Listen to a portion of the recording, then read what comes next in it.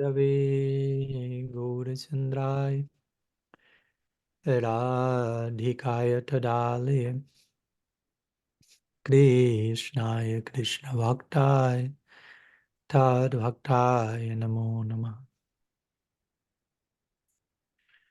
So, pranam to all of you. Good morning, or good evening, good afternoon, whatever you may be joining in our Tadatmya Sangha every Saturday for Istagosthi, for exchange of hearts, ultimately, not so much exchange of questions and answers, but hearts and hearts in the form of a question, in the form of an answer, but it has to come with a heart included in it. If not, it's not valid. So ultimately, yeah, we are engaged in this, I like to call it excavation project. So we are trying to explore the depths of mutual reach, so to say, you know, what's the potential of each of us in relation to one another, acknowledging our relationship, because in one sense, everything is related already, everything is interrelated, everything is interconnected. So we are units of relationality, but the important thing here is to awaken from the distraction of that fact, like to acknowledge and celebrate the reality of our connectedness and explore the reach and the depths of that, and the possibilities, how much we can connect with one another. That's basically the invitation and the challenge of a notion like Tadatmya, empathy, or same oneness, sameness, no? Of heart. So how much we can touch each other's heart. What's my heart to begin with? What's a heart? Who am I, so to say? What's our potential, and what can happen when we combine units of potential, basically, you know, every soul is Tatasta Shakti, which translates as units of potential. So we are potency, and every potency has potential. So what happens with multiple units of potential combined with each other under the banner of Tadatmya, or empathy, and openness to connection and relationality? That's a very courageous experiment. Can be a dangerous one. The whole laboratory can explode, but we will try our best. So here we are again today in another session in our online laboratory, seeing what happens from today's unique mixture and combination and contribution of each other's masala of individuality and individuation. So here I am in Ananda Ashram, as you know, in North Carolina, still for a few more days. We will be traveling to Alachua in less than a week for a few days there, sharing with the devotees. As you may have seen, we will plan to share a series of lectures on self-love in Bhakti, exploring such a possibility to begin with. If it's possible to have expressed self-love in the context of Bhakti, will be that a narcissistic dysfunction or whatever? So we'll trying to talk about that in these days. And this last week has been very nice. We are advancing with the writing project on this book, on how everything is in permanent evolution and growth and expansion. Now I'm in one particular chapter in connection to matter, the material energy, and how material energy is not as inert as we may think. Because sometimes we may say matter is inert or is dead, static stuff. But by exploring these principles a little deeper, you realize, no, there are just different ways of being alive, so to say. That something is living differently than how I am doesn't mean that it's dead or inert. So anyhow, just a few words on what's on my mind in terms of writing projects. But we are sharing with the different devotees and the Tadatmya platform. As you have seen, we will be at the end of the meeting, we will be sharing some news that you may be already aware in terms of the coming podcasts and presentations from different friends, brothers, sisters. So welcome to all of you again. And I see a few hands raised already. So we'll go there. First is Nam Dharma Prabhu, then Kevin, then Madhav, and then let's see. So you can unmute yourself, Nam Dharma Prabhu. Ram Smarak. Welcome. Nam. Hopefully, kind of formulating the question in my head, and I guess it relates primarily to when we're dealing as devotees. Well, we age, we get health conditions sometimes. In my case, like chronic health issues that flare, and that impacts lots of things, I guess, as far as sadhana and the requires adjustments and also limits sometimes association. So like being able to travel to see, let's say you or Sangha. And so, I guess, that's part of life, right? We do the best we can. I'm curious, your thoughts on this, but also appropriateness and or methodology of petitioning Krishna for acceptance and healing. I think that's the thing. There's this, I think, psychological blockage around for me for petitioning for that specifically. But I don't know, any sort of thoughts from a more devotional standpoint on managing, like, I guess, more persistent health conditions that create limits around what we can do as practitioners. And I think that's about as well as I can put it. So I'll keep myself from rambling on further. So hopefully that's well formulated enough. Yeah. Yeah. Thank you. So, yeah, I have been talking a few days ago with a devotee he's from South America, but lives in Mayapur, and also he has a very particular health condition, and somehow this has been a topic that has come a few times recently. Of course, we have talked about it personally a few times as well on some level. And of course, I'm also wondering, okay, if this come a few times more than usual, I have to pay attention to that. Maybe also as a reminder that we are all walking in that direction in one way or another. Not that something bad, but just as you mentioned, that's life. And if that's life, I have to integrate that. I have to I have to accept that phase of reality, because as we would like to say, God comes to us disguised as our life.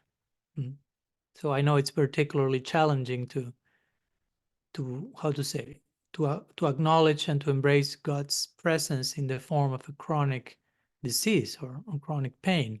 And I don't want to sound like masochistic or something like that by saying that, but at the end of the day, that's the reality. God is coming through everything, especially, and we will mention this many times. If there are situations which invite us to open ourselves, as you mentioned, to gain acceptance, to show up in from a vulnerable place, those are situations of profound love, but also profound pain, profound suffering, and mostly suffering, in the sense that generally we are not that attuned to love. So suffering sometimes in many of our situations becomes not the norm, but there's lots of suffering, just to be realistic. So, and again, I'm not saying that it's something bad. I'm saying that whenever suffering comes, it's inviting us to always realize how love is above suffering, so to say. Like why there is suffering in the world, or why there is suffering in our lives. Well, that gives us a chance of embracing the ultimate principle of love, perceiving love, taking shelter in love, and despite suffering, in the face of suffering. And I think those are the most like heroic stories that we generally know in humanity, in our lives. When you learn about someone who went through that, I don't know, just extreme examples, but like Viktor Frankl, who will face such extreme pain and suffering, and despite that, in the context of that, he will contact such depths and connect with such a principle of love and meaning and purpose. So that somehow justifies all the suffering, so to say, like puts all suffering in context and allows us to understand, okay, that was the ultimate purpose of this condition. And of course, I know it's easy to say it without being in that particular situation myself, but anyhow, all of us in one way or another have been in situations of chronic pain or chronic depression or suffering, overwhelming, so many things. So I like to make that point to begin with, no? The importance of suffering coming to our lives, but also to show us that how even in those situations, there is always a chance to embrace love, to take deeper shelter, deeper connection in God, and suffering becomes redeemed in its way. It doesn't mean that I will stop suffering, but suffering is showing me its real purpose. Mhm. So I think that's, I know it's challenging and I know it's not easy, but that's, I would say, the devotional stance. So to say, in the sense of, and not only from our school, but like from a universal pattern of depth and maturity, we are not here just, oh, some suffering comes and I just run to pray to Krishna, take this suffering away and allow me just to not suffer, just to not suffer.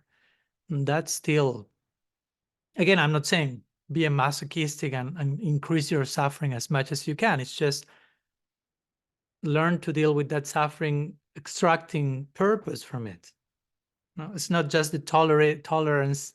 Krishna says in the Gita, no, tolerate suffering, tolerate joy, happiness, he says, in terms of material dynamics. Matra sparsas tu kaunteya shitasna sukha dukkha daha. So that's interesting to begin with. Generally, we don't hear tolerate happiness. But he's describing these movements of nature, like, okay, coming and going, but making the point beyond this coming and going, there is something that is permanent.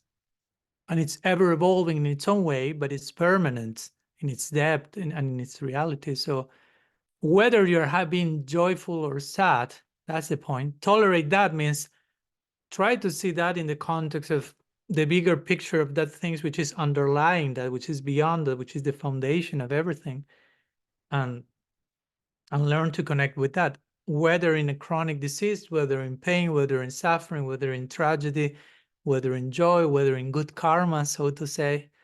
The idea of suffering or happiness on this platform is never meant to distract us from the fact that there is something beyond both of them. So actually the idea of both of them is to point to their source, so to say. Mm-hmm. So to say, to what lies beyond them at every single moment. So when we can put that in context, now we have to contextualize our pain, so to say. We have to contextualize our happiness. It's not that, oh, I'm happy and I forget about the divine and I forget about the deeper mystic background of reality and I just get absorbed in, my celebration that I won the lottery, so to say, or I get some particular pain and I get so absorbed in that I forget that there's anything else but that. That's not the idea. I know it can happen in both directions. If you pay attention, sometimes there's lots of pain and it's difficult not to think about that. But sometimes, again, you win the lottery, to give an example. Of course, there can be so many things. And it's difficult not to think about something else apart from that. So both happiness and distress can be a big distraction, but they are not intrinsically coming to us with that purpose. They bring a purpose. Again, it's God trying to speak to us, Krishna trying to talk to us through those circumstances. But again, we have to have our eye trained, our mind trained to decode circumstances, so to say. It's not that only when I'm in pain I pray to God, or only when I'm in joy I'm grateful to Him. There are different cases. Different people will remember the divine only in those circumstances, or in none of those circumstances. But the idea is that, going back to the specific situation of chronic disease, that's Krishna coming to us in that particular form. I mean, I think that's it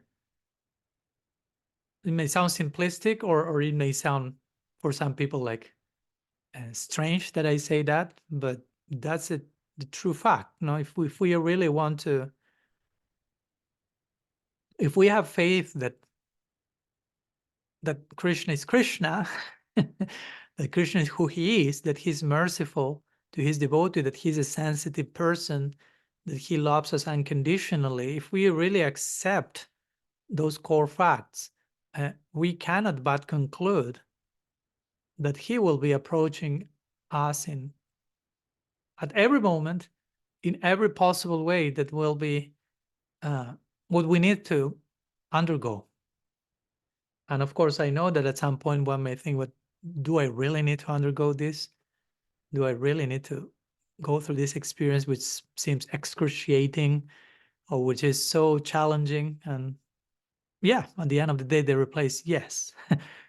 We may not know the details of that, but that's part of what sometimes is called, in Joseph Campbell's words, the hero's journey.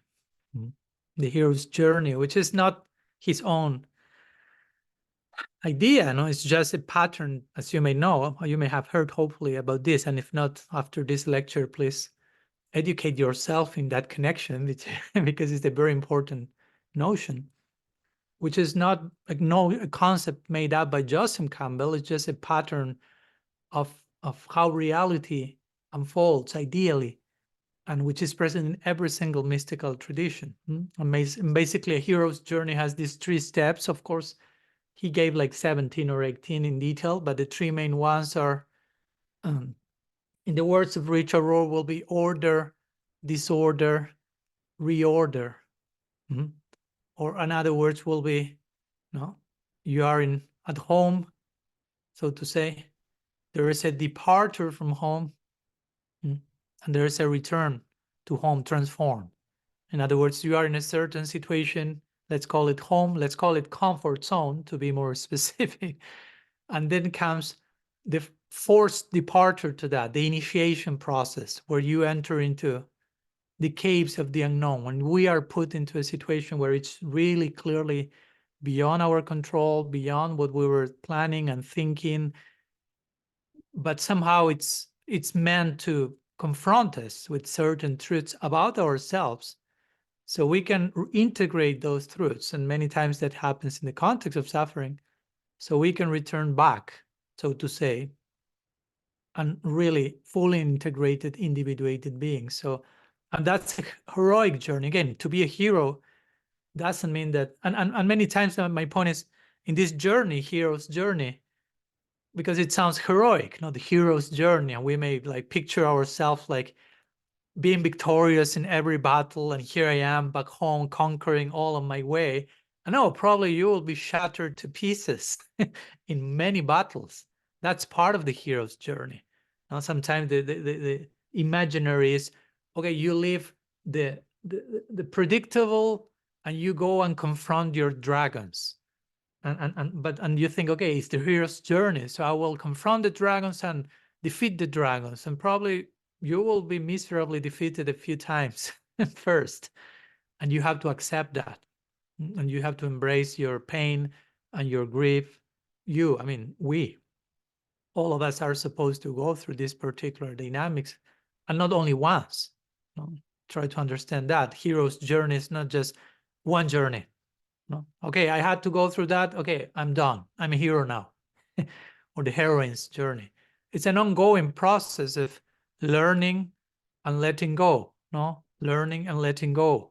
Something new and something old is discarded. Srila Siddhar Maharaj, in his own words, will describe progress in that way. like accepting something new and letting go of something not so new, letting go of something old, no? But accepting something new, and so on and so forth.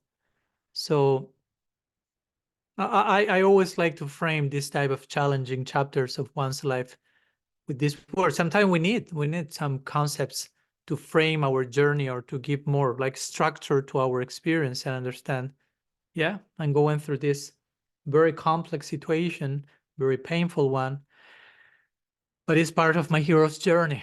And I need to confront that. I mean, you have that in the dynamics even of Krishna himself. No? If you want to see Krishna in Vrindavan and then Krishna leaving Vrindavan, Krishna returning to, I mean, of course, Krishna is God himself, but even God himself is establishing that pattern. Mahaprabhu himself in Navadvip, going outside of Navadvip. No, these patterns of departure, no, integration, descent, different things happening. So those will be some of the words that come to my mind in this connection.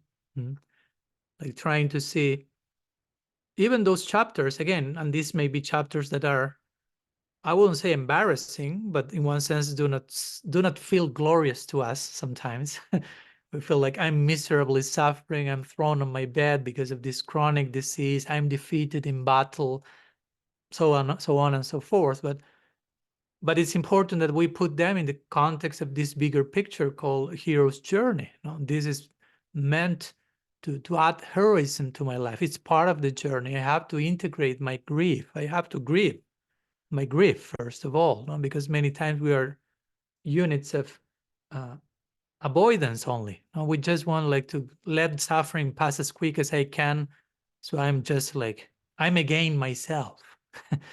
So no, we need to integrate suffering. So healing has to do with being wounded. Although it sounds contradictory, that's the paradox of life. No, you cannot be a healer if you are not in the words of Harry Nowen.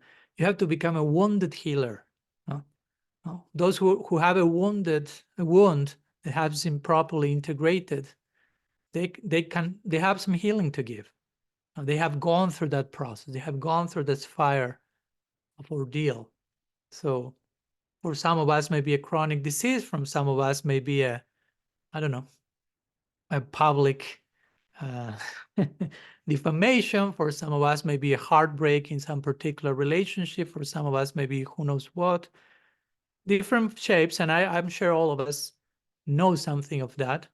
And if some of us have not gone through any of that yet, well, I hope you understand that this is part of life. Not because, again, pray for that as soon as possible to happen, but to just have a sober picture of reality and allowing pain to be part of reality and to be part of, again, of something that will increase God's presence in our life. As I always say, that's how I understand this famous prayer of Kunti Devi, Yat Yat Pipada Santada Sasva Tatra Tatra Jagat Guru, and so on, where she says, Bhavato Darshanam Jatsyat Apunar Bhava Darshanam.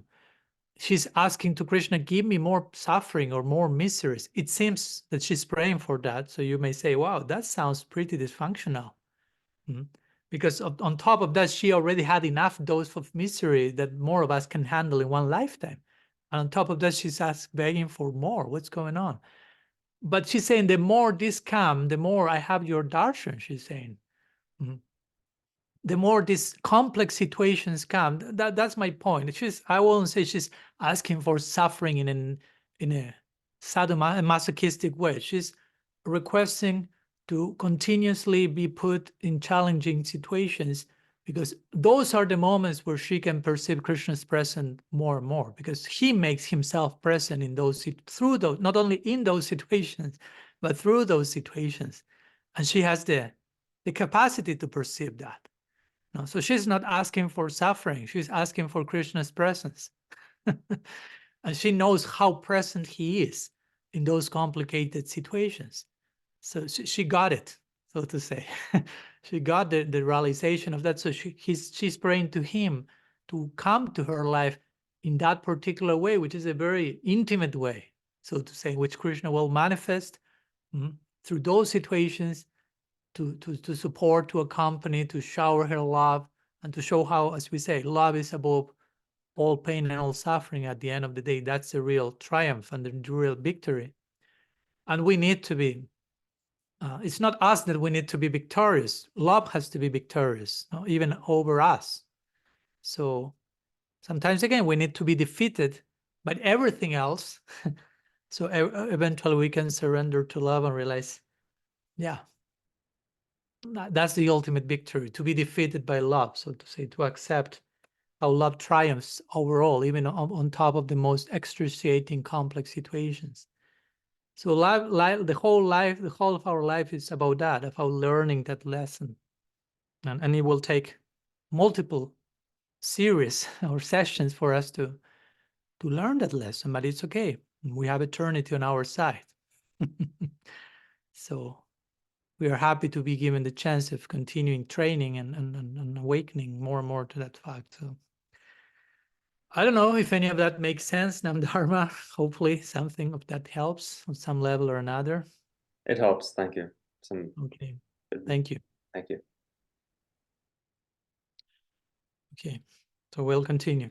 There are a few hands raised. Next one is from Kevin. So please, if you want to unmute yourself, Kevin. Yeah, thank you. Good morning. Good morning. Just a bit of a preface. I've written this question down so it doesn't get too long. I know that in today's climate, the topic of guru can be quite controversial. And I also understand it's a really large topic. So my question isn't necessarily about guru, but it comes out of that context. So my question is probably going to be more about the effect of confusion. So just to give a little bit of setup, I'm just now starting to read Mahaprabhu's Adi Lila. And as I was reading text 44 in chapter 1, which says, although I know that my spiritual master is a servitor of Sri Chaitanya, I know him also as a plenary manifestation of the Lord. So I was reading this and I was thinking that Krishnadas Kaviraj was talking about his particular spiritual master, Nityananda. Mm-hmm. But when I read the Prabhupada's purport, it seems that he's applying it to all gurus when he says the spiritual master is a direct manifestation of the Lord, and that the spiritual master is non-different from Krishna because he is a manifestation of Krishna. Then a little further along in his purport, he says that the spiritual master should be considered a representative of the Lord.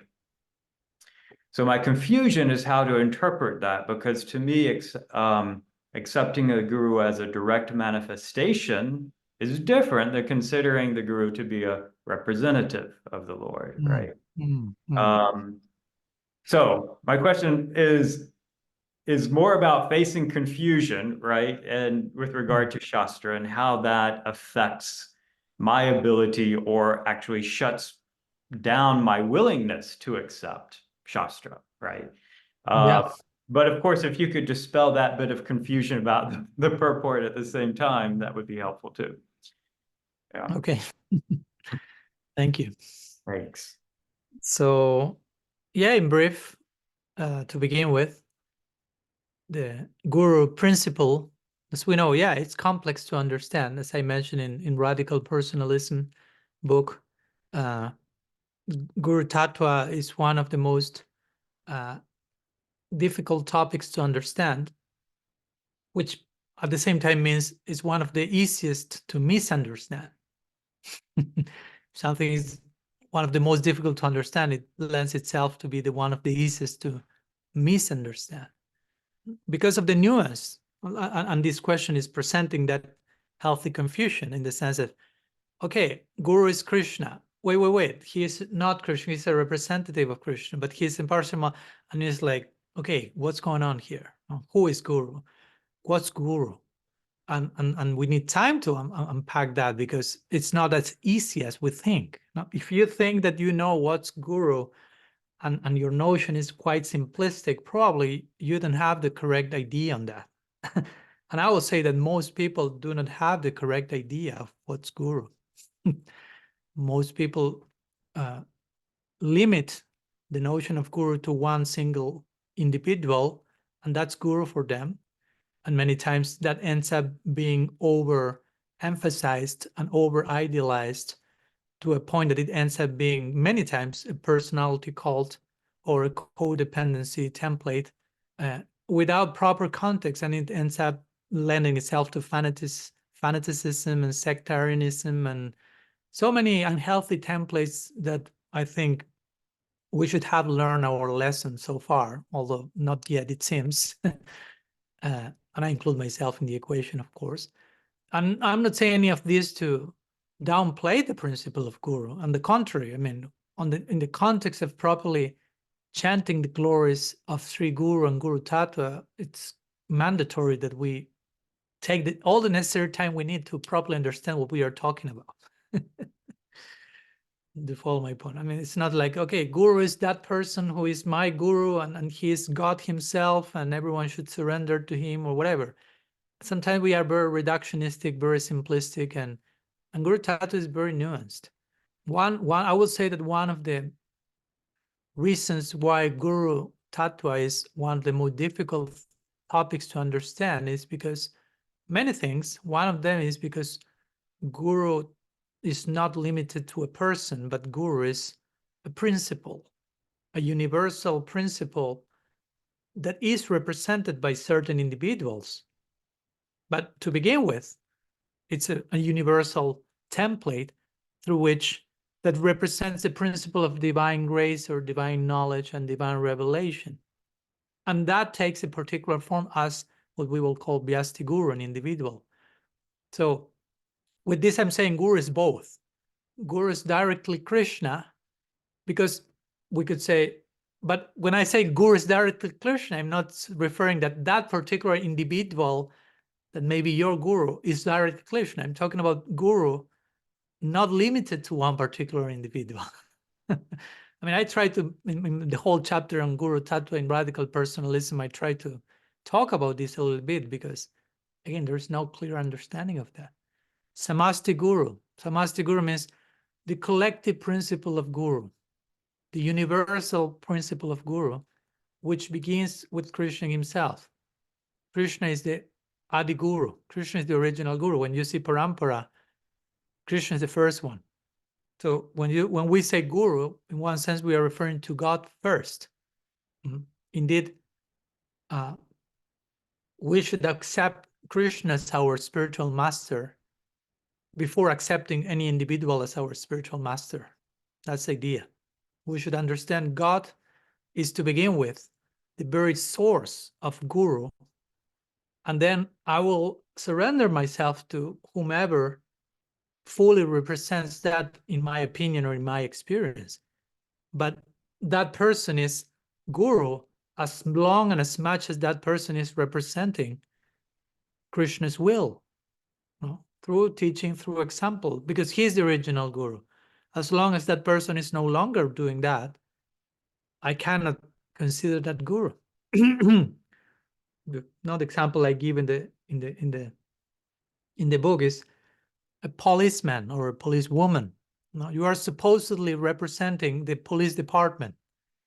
So as long as you are representing the police department in action, okay, I take you as such, and you have some authority in society. But as long as you are abusing that position and misrepresenting that, I won't take you as a policeman. No, probably you are the opposite of that. So you follow my point, no? So in the same way, Guru has to be, I mean, there's a department, there's the agency, as we have the agency of the police department and the agent of the agency. The Guru as an individual is an agent of Guru as an agency. Sorry if it sounds abstract and complex, and I'm not being as simplistic as you may like, but again, guys, this is a complex topic. And unless we understand this properly, again, we may over-concentrate all the things into one single individual, and that's guru. And if there happens to be a problem with that individual, God forbid, but it happens, then many times our complete faith collapses and everything is over because we overly, excessively concentrated all our ideas and thoughts and hopes of guru limited to that single person instead of seeing that person in the context of the bigger guru equation, which begins with God himself, who is the original guru and an infallible one for sure, Achyuta. In the Bhagavad, and Krishna himself is described as Parama Guru Guru. So he's the supreme guru of all gurus. So in regards to the particular section you are mentioning of Chaitanya Charitamrita, of course, it's the beginning, Adi Lila, and the beginning of the Chaitanya Charitamrita exposes the principle of Guru Tattva. There are many things that are being said there, of course, apart from the verse you quote, and it's always important to see everything in context. In certain sections, Krishnadas Kaviraj Goswami is mentioning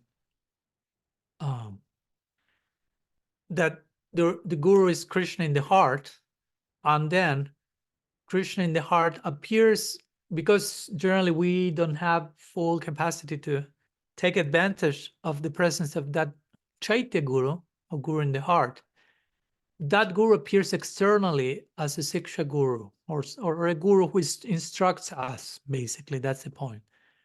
Now the point is, are we taking that literally? You follow my point? Krishna in my heart is appearing externally at that individual, and that individual is non-different from Krishna in every single sense of the term. No, because that will be Mayabhat. No, if I'm ascribing full godhood to a human being, that's impersonalism, and that's basically the exact opposite of our tradition. And at one point that was done to Srila Prabhupada in his time, and he immediately stopped that because many of his disciples were saying Prabhupada is Krishna himself, is God himself in every sense of the term. And he will like, wait, you are completely missing the point here. And they were, of course, they were having good intention, and probably they did so by reading some of these statements, so to say, by hearing Guru is Krishna or Guru is non-different from Krishna. But again, in which sense Guru is non-different from Krishna? Or in which sense Guru is a direct manifestation? The word here is prakash, of Krishna. A manifestation of Krishna. Direct manifestation means basically in this sense, it's important. Sometimes we can get, and it happens, and it's okay, we can get confused or entangled in semantic issues, no? In what words means to us and how certain Sanskrit terms are translated. It can happen, but it's important that we solve those conundrums if our faith gets affected there. So that the guru is a direct manifestation of Krishna. Again, you can begin saying Guru is Krishna to begin with. So in that sense, he's a direct manifestation. They're non-different.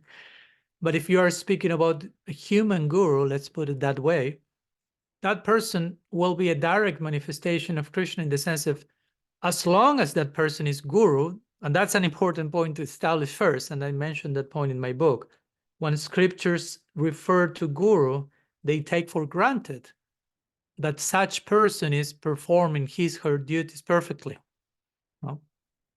It's not considering someone who is half-baked adhikar person, so to say. But when the scriptures say guru and say you should surrender to guru, the Shastra has in mind someone who is perfectly exemplifying what the guru should be. Shastra is not talking about that someone who is abusing in the name of being guru, who deviates, so many things that can happen. So that's important, no? Like the example given in the radical personalism was like, where you read an encyclopedia and it describes an apple. The description of the apple will be a description of an ideal apple. No, the encyclopedia won't be describing a rotten apple. No, that may have a different designation in the encyclopedia, rotten apple. But when the encyclopedia says apple, it will describe an apple which is quote unquote perfect. in what an apple is supposed to be. So in the same way, when the scriptures, that type of encyclopedia says guru, the idea is an ideal guru. No. When we are speaking about something else, okay, that we need a separate section from that. So it's important that we bear that in mind. Because sometimes I've heard this idea, you know, someone may be serving as a guru, but not doing that service very well, and even engaging in forms of abuse. And someone will say, well, but the scripture said that you have to surrender completely to guru. And again, yes, to guru. And when Shastra says guru, refers to full-fledged, perfectly exemplifying guru. As long as that's not happening, or as much as that's not happening, I cannot surrender to that. That won't be healthy, because that's not guru. So that to begin with. So when here this verse says guru, it refers to that. No? Such a personality is a direct manifestation of Krishna, in the sense of Krishna's will, Krishna's presence will manifest directly to us through that person. You know, Prabhupada will describe the guru as be a medium, transparent, be a medium. So if a guru as a human being is perfectly sincere, honest, and transparent, even if that person is not in the highest level of devotional attainment, so to say, but is fully honest and sincere in whatever stage he or she is,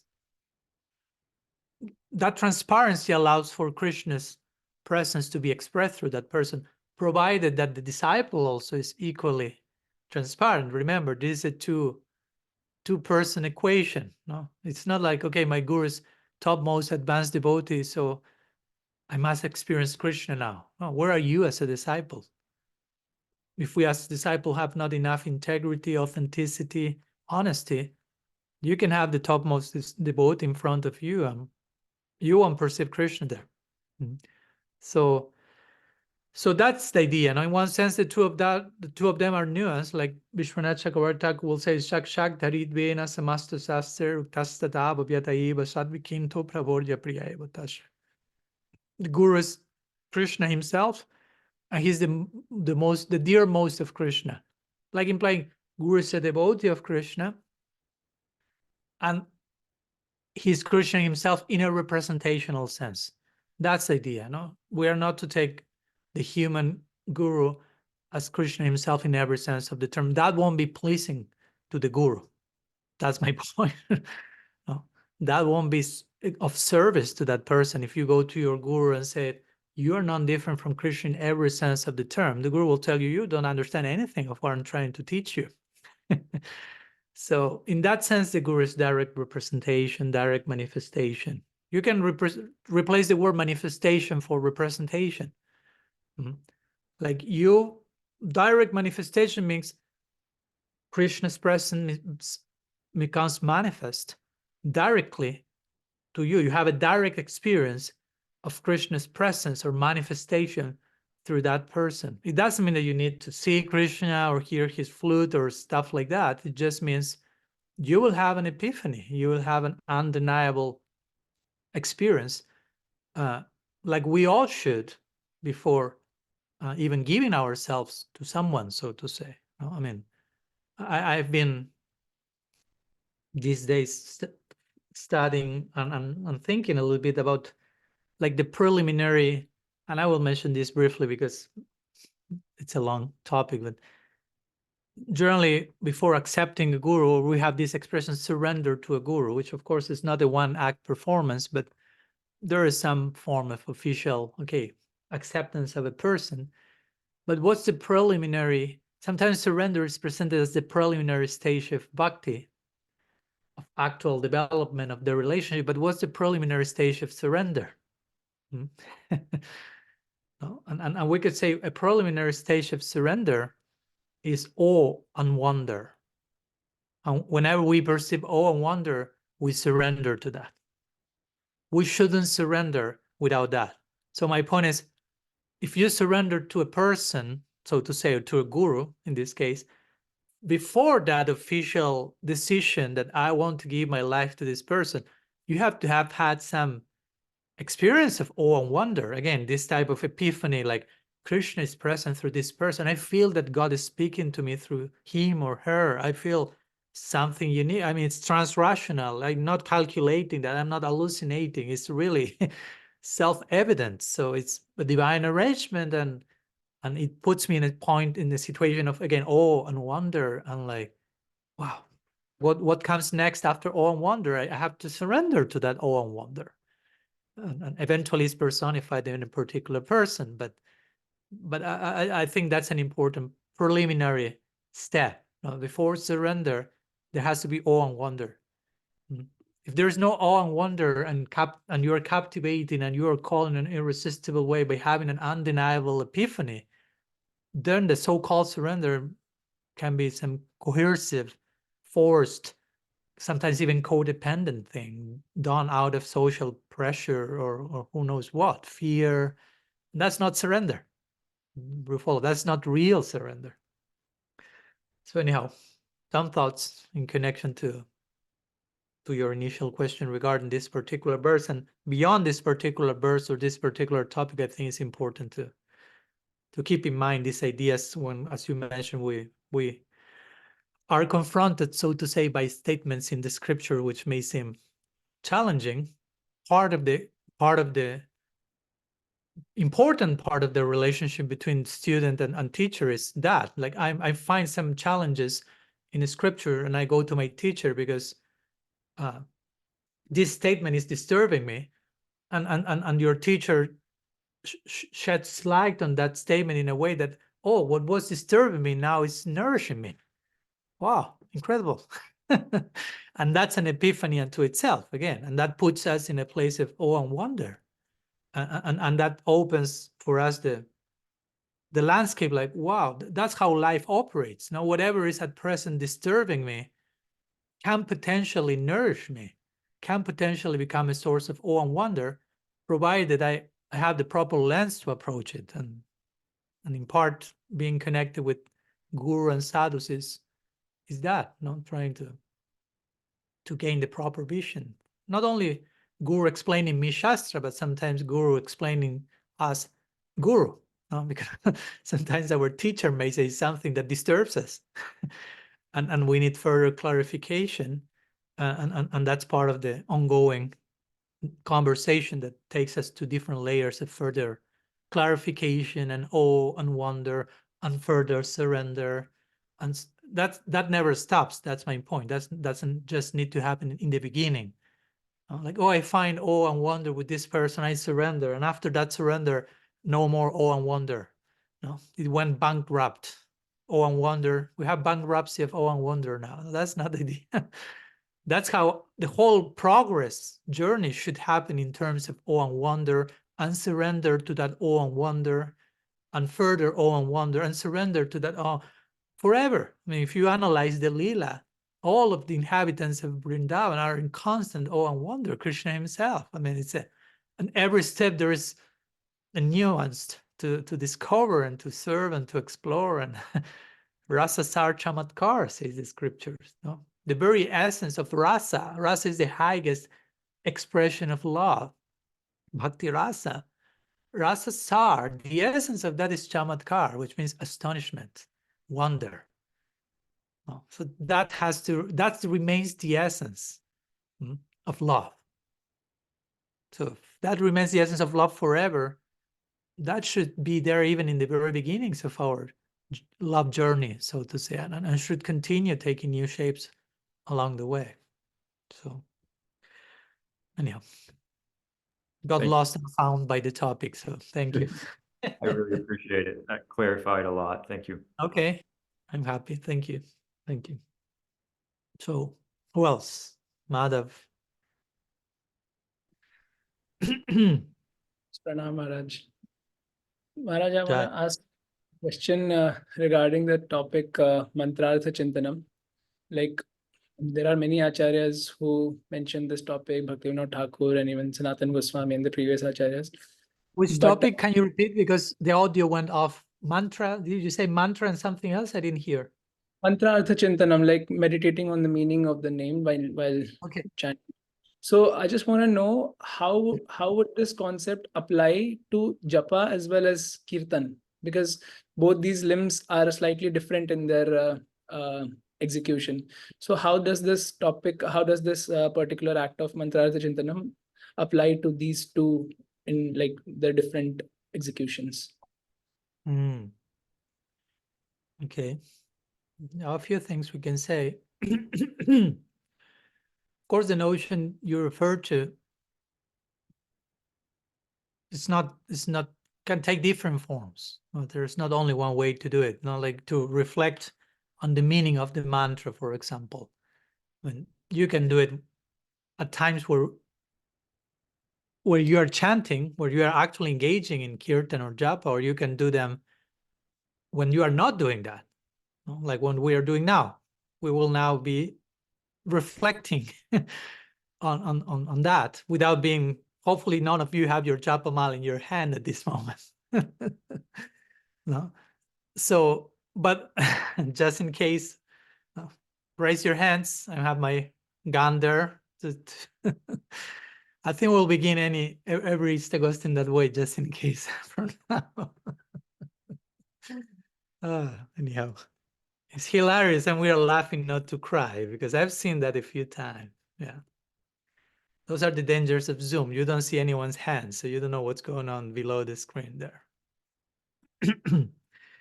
So yeah, that's the idea. When we are chanting just in case. Now, we are not in a Zoom meeting. We are not checking social media. We are not having breakfast.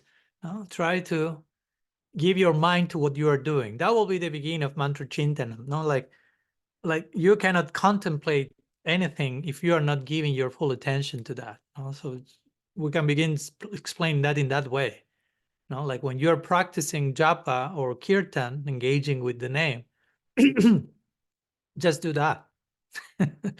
No, I've seen sometimes devotees chanting japa while there is harikatha, chanting japa while there is kirtan, or all these possible combinations where you become a multitasking, dysfunctional bhakta, basically. We are carrying our multitasking dynamics into the realm of bhajan, and that shouldn't happen. Multitasking is a new phenomenon, and that's not a healthy one. Where we become capable of doing so many things at the same time, but in one sense, we are not doing any of them in substance, in depth.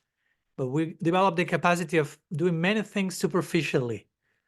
So as time progresses, we become more capable of doing even more things, even more superficially. So the more things we can do, the more superficial we'll become. And that's not the idea. No? In Krishna consciousness, the idea is that you become more deeper and deeper, not more and more superficial.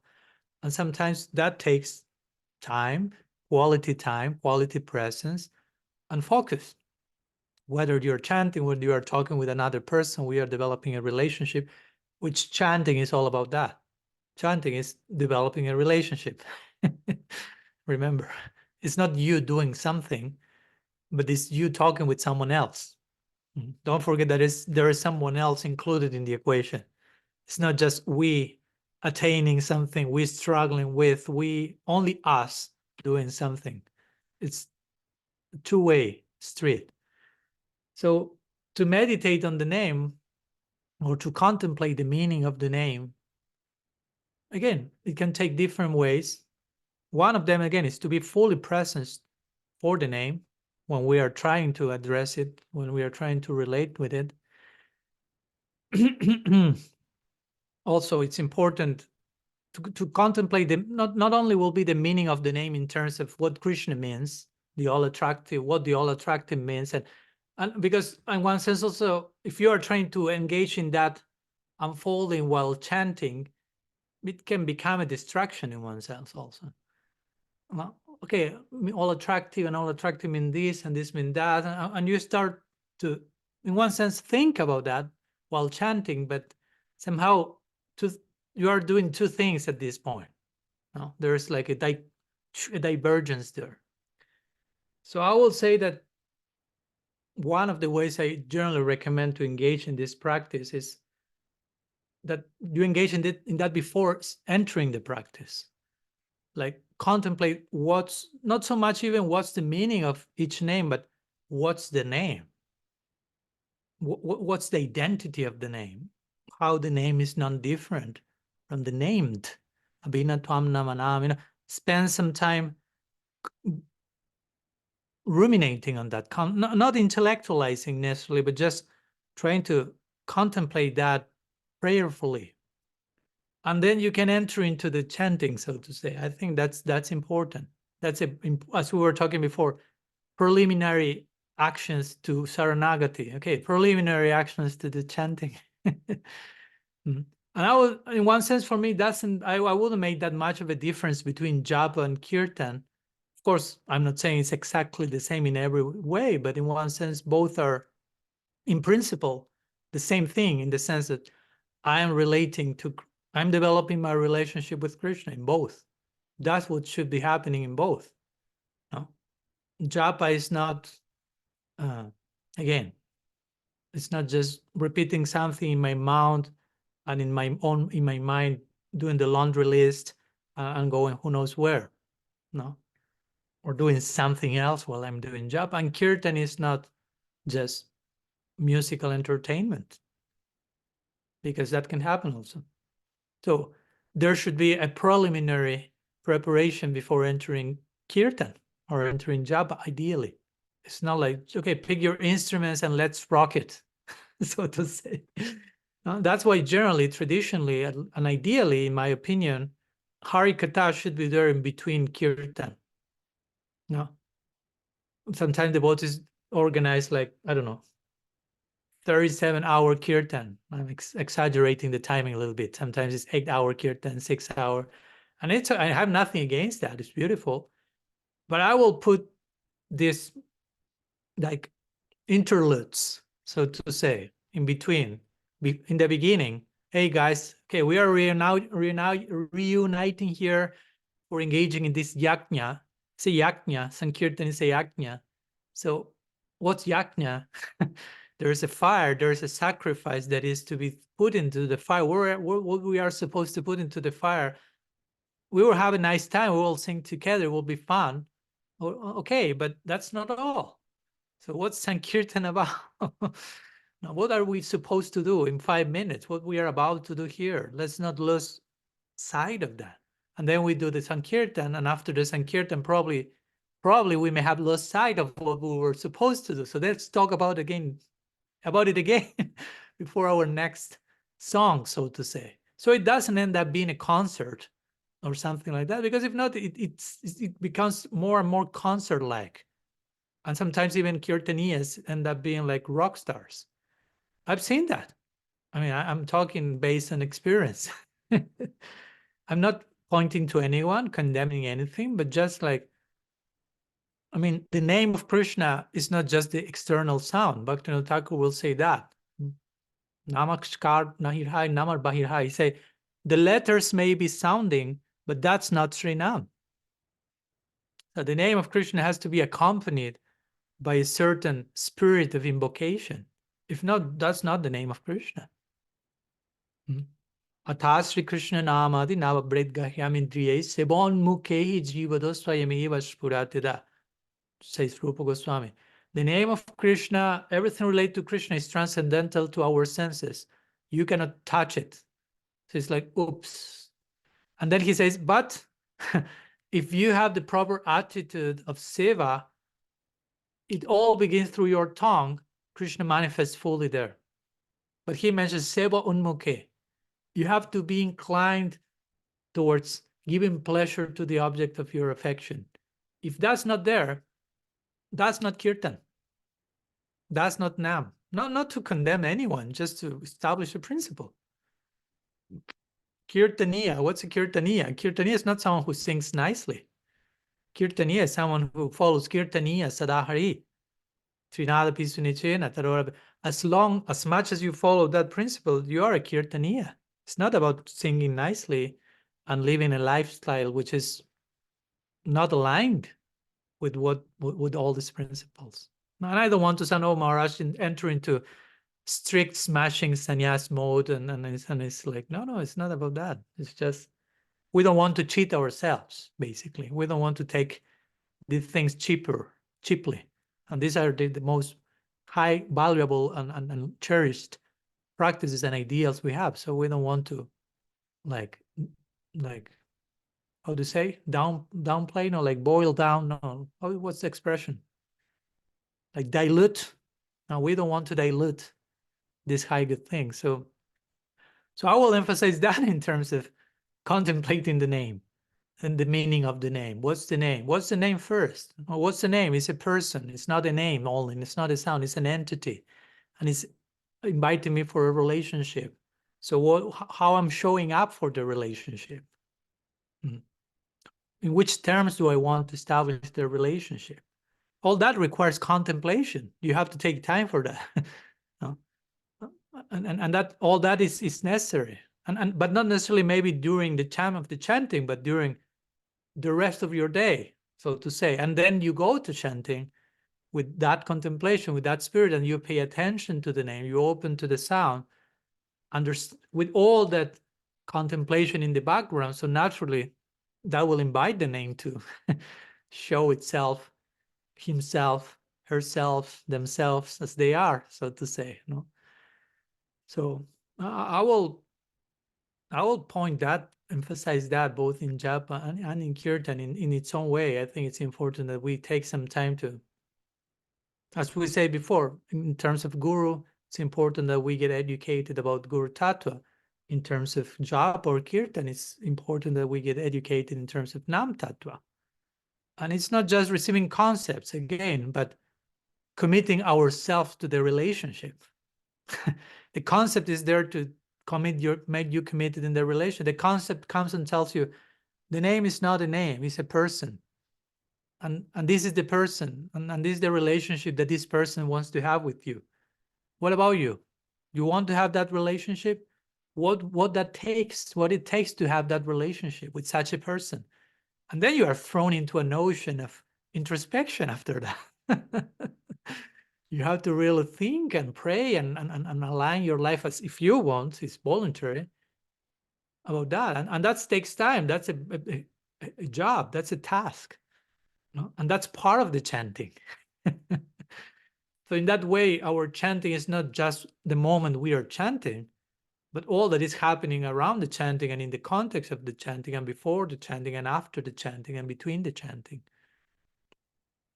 So hopefully this doesn't make you feel, Maharaj, this is impossible. So now you have given me full discouragement to continue chanting. That's not the idea. And it's a gradual process. It's a gradual process. No, don't think this will happen in a lifetime even. No. Don't enter into that trip. No. It will develop, it will unfold forever, actually. For eternity, the name of Krishna will take a new meaning forever. Even if you're in the Leela, no, you hear the name of Krishna, that will mean something different every day for you. So I will try to emphasize that. So we don't make it like more like an elitistic type of technical thing. Okay, I will now sit and meditate, contemplate the meaning of the mantra according to, I don't know, Sanskrit grammar. Krishna means this and Ram means that, Govinda means that, and I'm now doing what Bhaktivinoda Thakur is requesting me to do, which is contemplate the meaning of the name. Because we can do that from that place also, and end up becoming more arrogant and proud by thinking I'm very paka in how I'm engaging in my mantra chintanam. No? And nobody else is doing it like me. And we totally miss what we are talking about now, which is the actual essence of what does it mean to contemplate the meaning of the mantra. Again, the meaning and purpose. So the mantra is a person, remember. Try to establish always that immediate link. The mantra, the name, is a person. Remain personal. Well, let's be radically personal. If we relate to the name without relating to the name as a person, we are being impersonal, basically. That's impersonalism. If I chant the name without understanding I'm developing my relation with Krishna, at that moment at least, I'm being impersonal on a functional level. So we say the meaning of the mantra, contemplate the meaning of the mantra. The mantra is a person. So what's the meaning of the person means what's the purpose of the person? What's the intention of the person? Krishna coming to my life. From which place he's coming? From which place I respond? That's for me the real contemplation of the mantra, the playing out of the implications of all that. So I hope that helps, Madhav. But this time you already know that I may probably give not the most predictable answers. I'm not saying that's better. I'm just saying that's who I am. Sorry. Thank you so much, Maharaj. That was definitely unpredictable, but at the same time, that was very much needed. And I think that was one of the best advices I've ever got on chanting, whether it be japa or kirtan. Thank you very much. No, Harinam Prabhu ki jai. Okay. Who else? Swetadip Radhika has raised hands, or Amanda Bikram in the back. I don't know who of the two. I'm just seeing a digital hand. So Hare Krishna, thank you, Maharaj. It's me. okay. Yes, my questions regarding desiring to go to the spiritual world. So recently I was hearing someone talk about this. They were saying how they don't desire to go to the spiritual world. Rather, like, they just want to be serving wherever they are, something like that.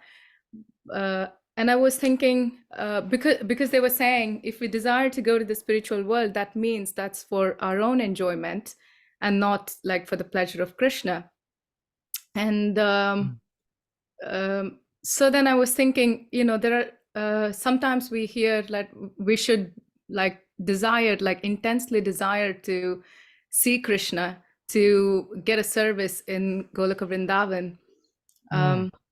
And then we also hear this. So, so I was thinking like, okay, so what's the right thing, as in, I mean, these also seem like really like elevated like ideas, right? I mean, not something I'm contemplating on a daily basis. But when I heard this, I thought about it and I was just wondering, like, they seem kind of contradicting. Yeah, if you want to share something on that. Yeah. Thank you. Yeah, I would say, one says the last chapter of the book of Radical Personalism, in part, I talk quite a lot about that. Just a related reading suggestion. But yeah, in one sense, we have this idea in our tradition, to begin with, of course, that devotees do not care for liberation. Of course, one can make a distinction between liberation and going to the spiritual world. But let's begin there briefly.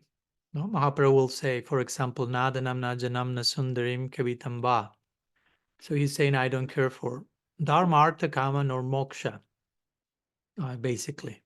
So he doesn't care for followers and money and enjoyment here, but also he doesn't care for getting out of here, because moksha means that, liberation. So that makes the point that bhakti is not about liberation. Our goal is not moksha, mukti. And one of the muktis, because one could say, no, yeah, we don't care for impersonal liberation.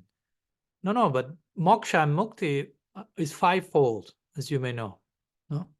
Sarupya, not only Sayuja, no, but Sarupya, Samipya, Sarsti, and Salokya, mentioned in the Bhagavatam, which means to go to the spiritual world. Salokya, to reside in a planet with Bhagavan, is to have his opulence, or to, and so on and so forth. So that one may apply that to Vaikuntha and not to Golok. Again, you have all these types of ways of explaining this. But at the end of the day, you have to agree that our Siddhanta is, we don't care for mukti, in principle. In practice, still probably we care a lot. In practice, many devotees still are like, I want to get rid from this world. I want to transcend samsara. I want to stop suffering. Krishna, help me. And that's my main motivating factor yet, still. So some of us, I've heard that. But yeah, in principle, that's not the idea. But I can understand in some particular situations, we may be in different stages of the journey. But in one sense, the idea is that bhakti is a post-liberated issue or project. In other words, we practice bhakti for further bhakti. No, we don't practice bhakti for something else, because there is no something else. in brief, if there will be something else, that something else will be the real thing. But for us, bhakti is the real thing, to the point that there's nothing else to attain apart from further bhakti. Just bhakti in more condensed stages, so to say. Like Rupa Goswami describes sadhana bhakti. What's sadhana bhakti? He will describe sadhana bhakti as nitya siddhasya bhavasya prakatyam hridi sadyata. Sadhana bhakti is that which takes you to bhava bhakti. So he's saying this type of bhakti takes you to that type of bhakti. We are only moving to different types of bhakti, but bhakti is always the constant. Bhaktya sanjatya bhaktya, says the Bhagavatam. Bhakti comes from bhakti, and bhakti goes to bhakti. No? There's nothing else. So my point with all this is, and there are different verses in the scriptures, again, which not only say we don't care for liberation. I remember I quote in this chapter that I told you, last one on radical personalism, in the 10th canto, chapter 83, verse 41, Rukmini is saying that devotees do not care, again, for mundane opulence, for whatever, mystical powers. They don't care for immortality. And then she says they don't even care for Hare Padam, which means entrance into the spiritual world. So that's kind of shocking, because again, it seems to contradict, hey, but we were supposed to want to go there and serve in Goloka Vrindavan. So when these statements are there, it doesn't mean that the devotee is against that. No, it's not like, I hate Goloka Vrindavan, I don't want to go there. No, I want just, what do you want then? Of course. So the idea is, I want to serve, and I want to serve more and more. And basically, to put it in a certain way, and I know this can be complicated to understand, but my point is the following. What's the spiritual world? The spiritual world basically is a state of consciousness. So when you reach that state of consciousness, you are there. Like if I will ask you, when Srila Prabhupada was here on earth, geographically speaking, would you say he was in the spiritual world or not? Probably you will say yes. So how he can be in the spiritual world and be here at the same time? And probably you will say, because internally he was pure devotee and constant. So you will connect being in the spiritual world to a state of consciousness. You follow my point? And when you have that state of consciousness, also we could say that has a corresponding spiritual planet that you can reside in. But it's to begin with a state of consciousness. If you don't have that state of consciousness, you will never go there. But again, going there, it's not a physical movement. I know that it's difficult for us to understand because we used to conceive everything in 3 dimensions. So going to the spiritual world for us is like some spaceship will come and will take us upstairs, this amount of kilometers, and we will go beyond planet Earth and beyond this galaxy and finally reach Goloka Vrindavan. And all is conceived in physical terms of distance, ups, but it's a movement in terms of consciousness. It's not a physical movement. It's difficult to understand, but that's the spiritual world. Srila Maharaj will say Vrindavan is a state of consciousness. It's not a place. It's a geographical. It's not a geographical location. It's a consciousness location, and that's why he said, as you know, when Prabhupada left Vrindavan, physically, the geographical Vrindavan, and some people was asking him, but why you're leaving Vrindavan? I mean, you are almost 70 years. People come at your age to die in Vrindavan, and you're leaving Vrindavan at that age. It makes no sense. And Srila Maharaj will say, well, those who think like that are all, despite they were living in Vrindavan physically, they were not living in Vrindavan internally, substantially, because they couldn't understand that someone like Prabhupada was never living Vrindavan. He was just extending Vrindavan's presence to every corner of the planet because he was internally in Vrindavan. So all this to say is that when a devotee says, I don't care to go to the spiritual world, I only care to serve, actually, both are synonymous. No, I mean, going in the spiritual world means being in a certain place of service, in a certain state of service. So I think we should like try to, how to say, to bridge the gap, instead of thinking, okay, one thing is going to the spiritual world, another thing is staying here for service, so to say. No? But if you're really aligned with what actual service means, that will bring you closer and closer to what we officially define as being in the spiritual world. So they're not the one is against the other. And you cannot go, quote unquote, to the spiritual world for something else that for pure absolute service. There's no other way to go. Like you were saying, no, you want to go to spiritual world to enjoy.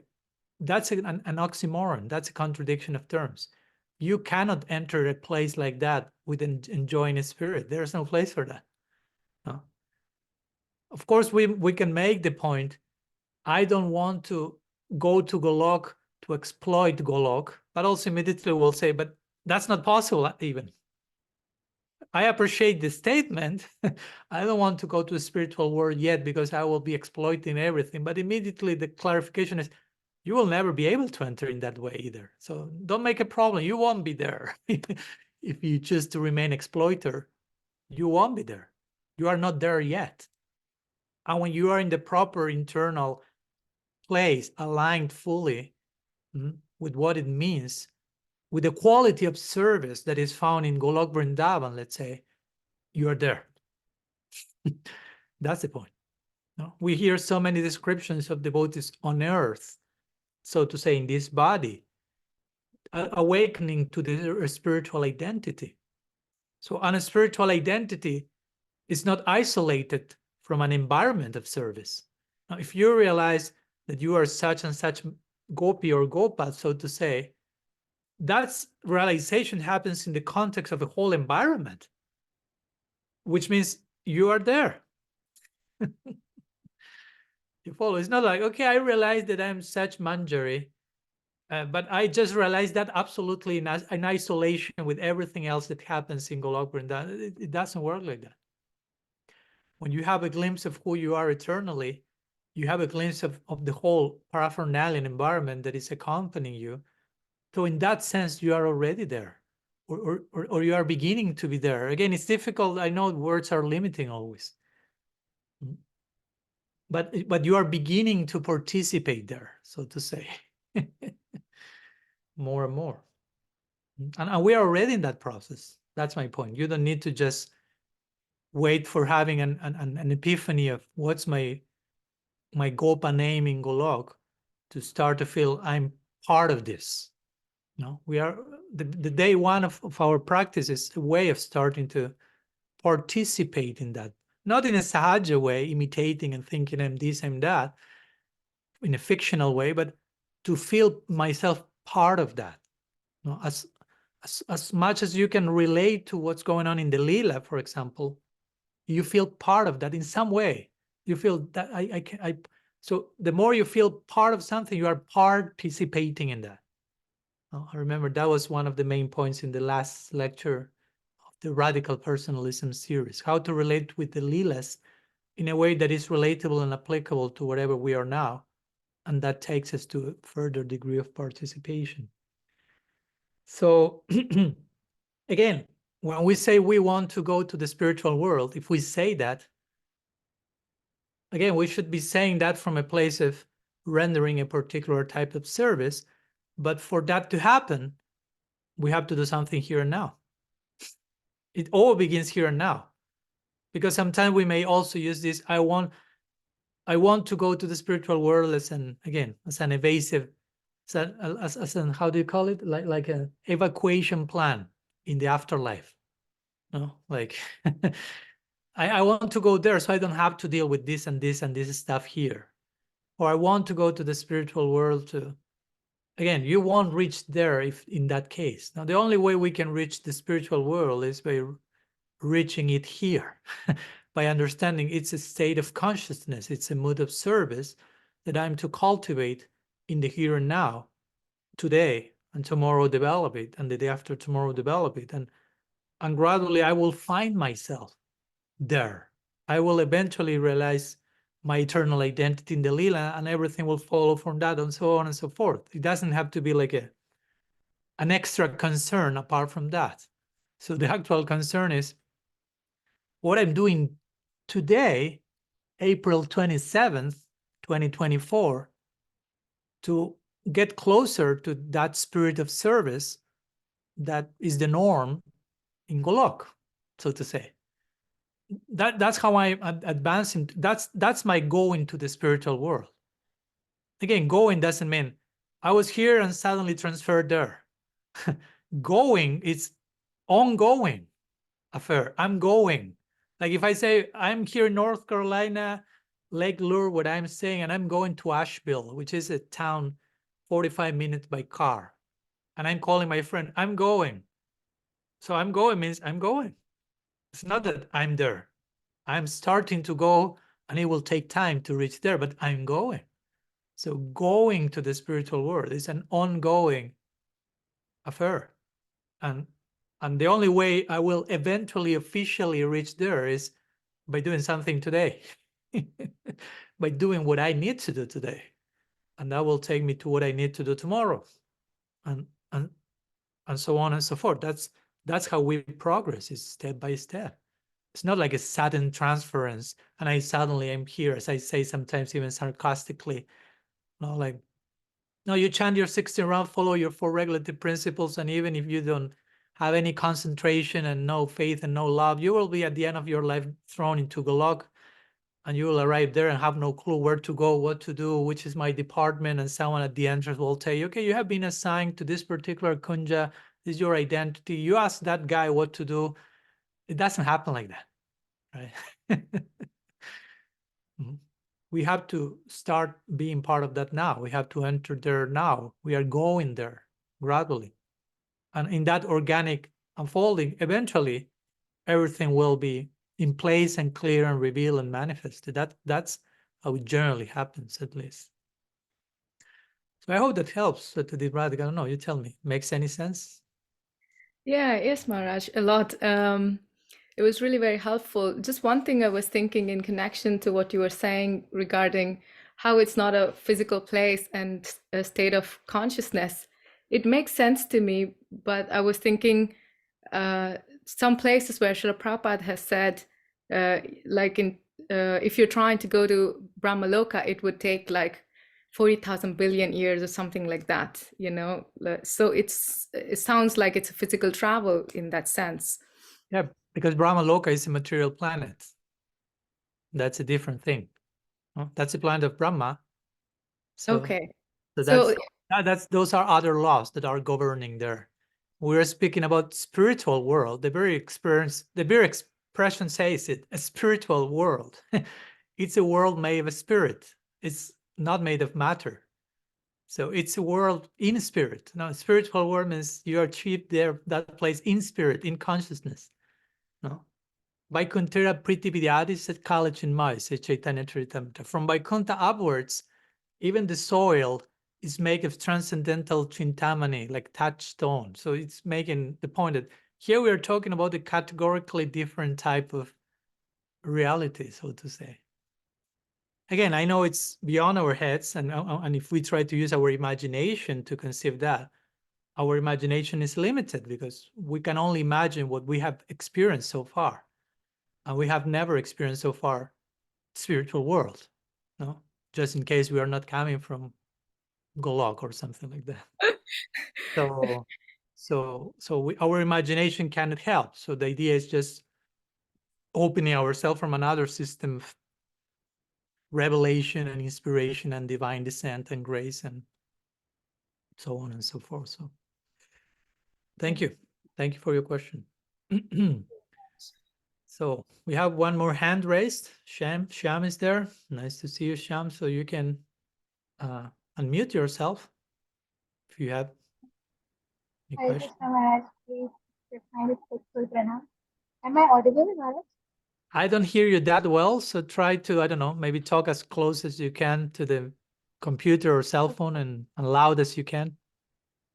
Is it audible now? Yeah, yeah. Maharaj, my question was, when I was reading Radical Personalism, there you have mentioned about toxic femininity and toxic masculinity.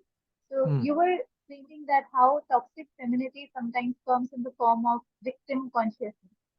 So I wanted to understand, Maharaj, that whenever we are faced with a difficulty, it's easier for us to get into victim consciousness whenever we are faced with a difficulty.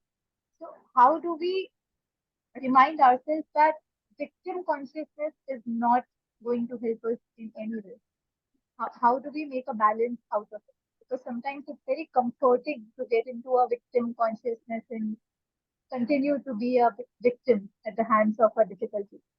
How do we balance that? Okay, thank you.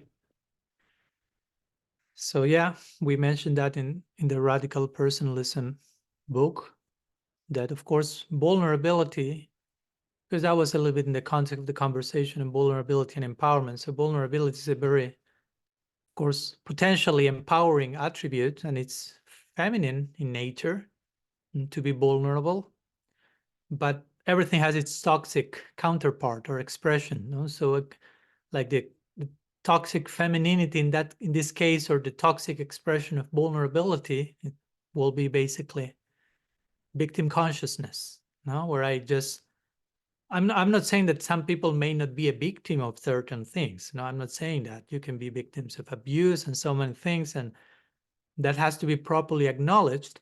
But you are a victim means that something happened to you in a particular situation. Victim consciousness means I take victim as my identity, so to say. No? Like I live as a victim throughout my whole life because of what happened in this particular point, so to say, or in these many particular points. And I don't want to sound insensitive. I can understand that in some cases, people have had very intense experiences of, I don't know, abuse, being victims to that. And even if you, especially if you're young, that kind of becomes your only point of reference because you're just experiencing one abuse after another. You are a victim, one victim after another. So at one point, it's just like, well, it seems that's who I am. So you like convince yourself like I'm a victim, and you don't know how to live your life from any other place. I'm not criticizing that person. I'm just trying to show empathy and understanding, but it's still in that case, that doesn't work. No, it's toxic in that sense. It's not something that helps us to flourish and blossom as we have the potential to be.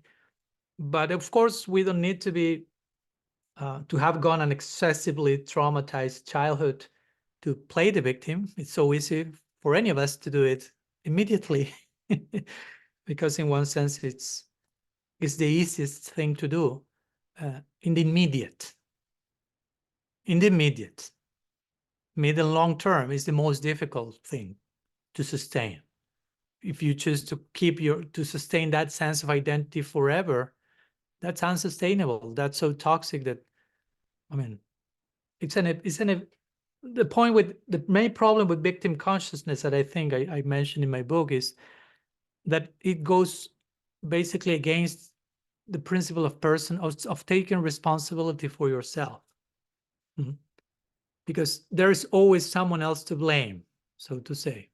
And victim consciousness is also very tied to what's sometimes called the cult of innocence.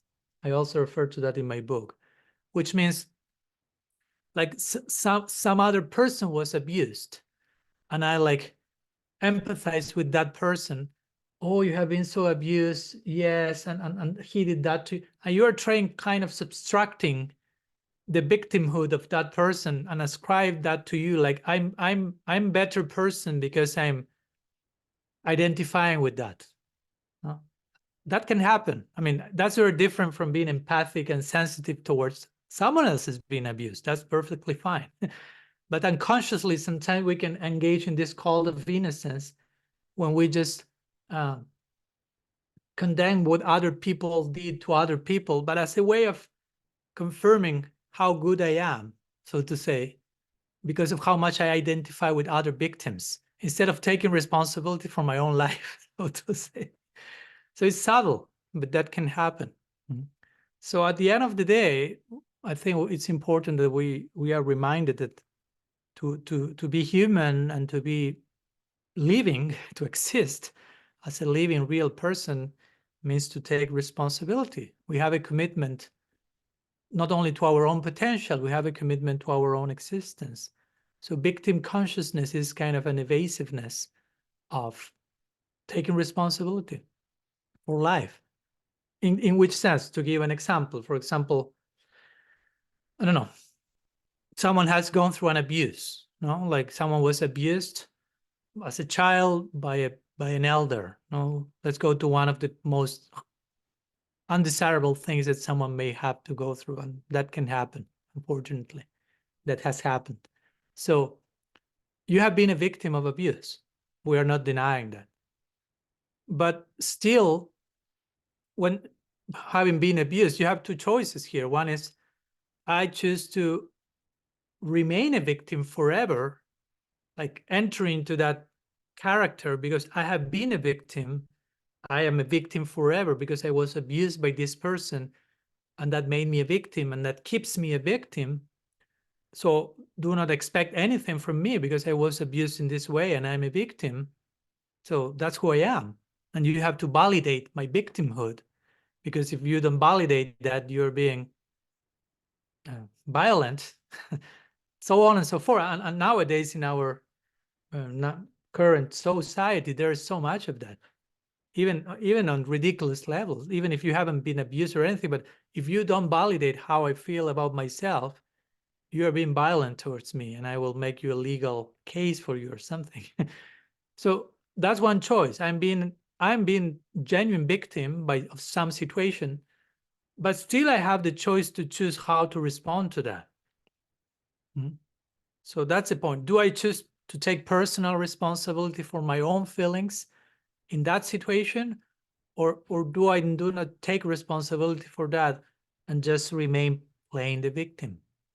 Like, I'm a victim, this happened to me, this was done to me, he's bad or they are bad, I'm the victim, and trying to find validation and support because of the abuse you have received, which actually shouldn't define who you are fully. That's my point. The ideal situation will be, no, I have been victim of abuse, I acknowledge that, and I need support, and I need to grieve, and I need to go through my period, but I take responsibility of how I choose to feel about it. I can decide in so many directions how to feel about it. Can I become resentful, hateful, cynical, or cynic? I can lose faith of everyone. I can be stupid enough to not learn from the lesson and do the same thing over and over again. So many things can happen. Or I can take responsibility from the situation. This has happened to me. For some reason, I have to learn some lesson from this. So next time I behave in a more mature way. I take personal responsibility not to be hateful and resentful, but also I take responsibility my own emotions of what I'm going through, and I need to sit with my emotions, as complex as that may be. I'm deciding to do that. I'm taking responsibility. This is happening to me. Okay, I have what to do with that, how to grow with that. So that's not victim consciousness. No, you acknowledge you were victim, you acknowledge you were whatever, abused or cheated. This happened to me. This has been difficult. I'm still healing my wounds from that. I may need time to recover, to heal, to do therapy, whatever the case. I take responsibility for that. It's up to me to heal. I cannot expect the other person. That's my point. No, like if I was, I don't know, betrayed by someone, let's put it like that. To play the victim is to disempower yourself, because it's a way of saying, he abused me and I'm a victim and I'm a victim. And indirectly you're saying, unless and until that person comes and begs forgiveness and changes, I remain a victim. I'm still who I am. So you are giving more power to that person who probably will never change in some cases, or will not do what I am expecting to do. So by depending on others' reaction for you to move forward, so to say, that's not healthy. That's a form of codependency. So it's important that, yeah, I've been hurt, I've been betrayed, I've been abused, I've been a victim in that sense. But now I'm taking a healthy distance from this situation, and it's up to me to decide, what do I want to do with my life? How do I want to deal with what I'm feeling, with my prospect? And even with that person, if eventually that person shows up, beg forgiveness or never that so, okay, I have to align my life in a way that is not like depending on what the other person is doing. Again, I'm talking in general. Each situation is complex and has so many details, and I'm not saying this is easy. If we have in a close relationship with someone and there was some form of abuse or betrayal, and I know it for myself, of course you are expecting something from the other person. It was close to you, you love the person a lot. You cannot just like press a button and, okay, you are there, I'm here, my life I mean, it takes time. All these are processes, but still in those processes, nobody can decide for us. So victim consciousness means basically being trapped in the past, like justifying your lack of personal responsibility in connection to how bad someone else is.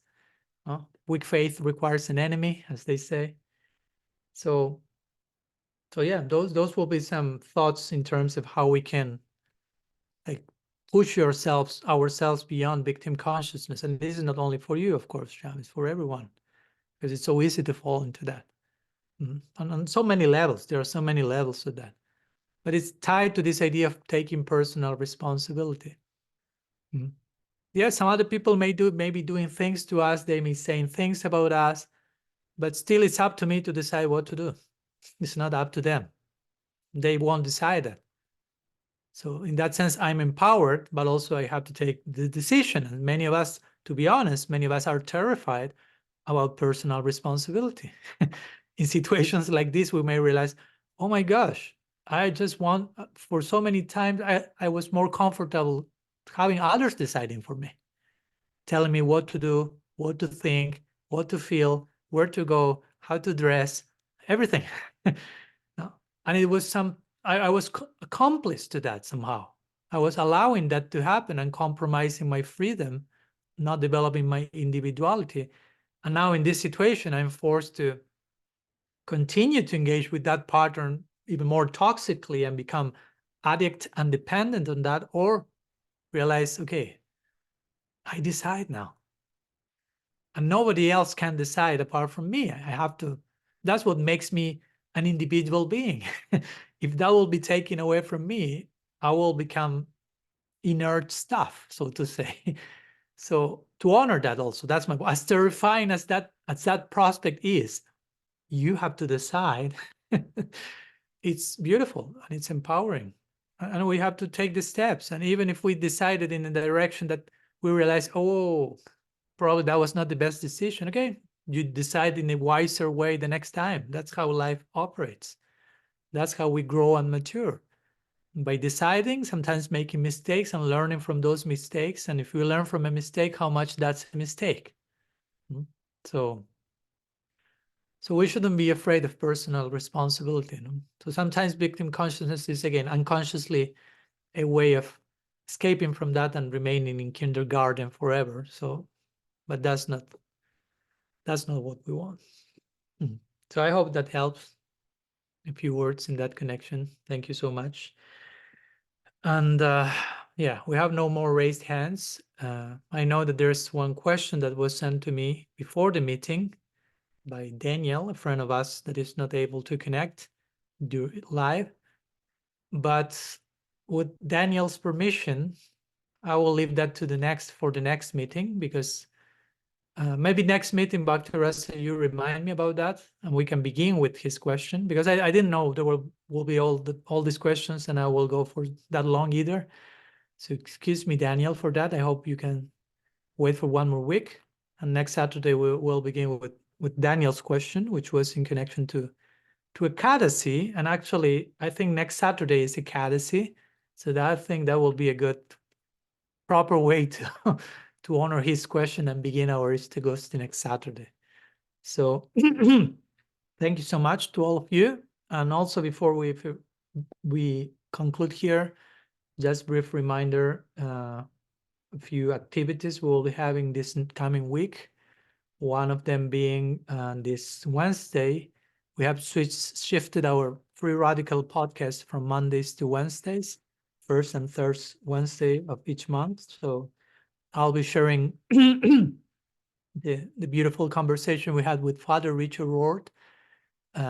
This Wednesday, that will be the podcast with Father Richard. So hopefully you can connect. He's a very wise person and special mentor in my life. So I assume you will be happy with that, with watching that one. And also, next Thursday, May 2nd, as part of our Tadatmya Sangha series of presentations, we have had these bi-weekly lectures on different topics, but the idea is starting from May.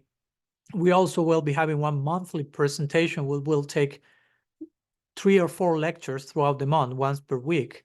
So the first presentation of this kind will be presented by Madhava Prabhu, and he will be expanding on the topic he presented on his weekly presentation on the Bhakti's Bill of Rights.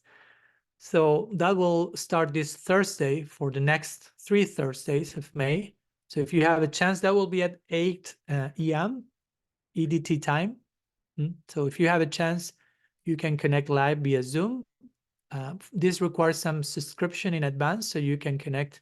I've shared all that information yesterday in social media, so just in case mentioning here it again, but you can connect through that.